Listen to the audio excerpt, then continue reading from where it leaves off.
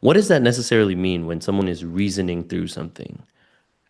Well, you can think of it in two different ways. You can think of what's going on in their heads, but you can also think of it as a social process. And these two things are really quite different. So when I'm talking to somebody else and I'm giving reasons, I'm using words. And so that's an important social process. But what goes on in your mind isn't necessarily reasoning. I think it's better to be called inference. Some people use reason and inference to mean the same thing. In fact, probably in my philosophical education, they were used almost as synonyms, but they're not.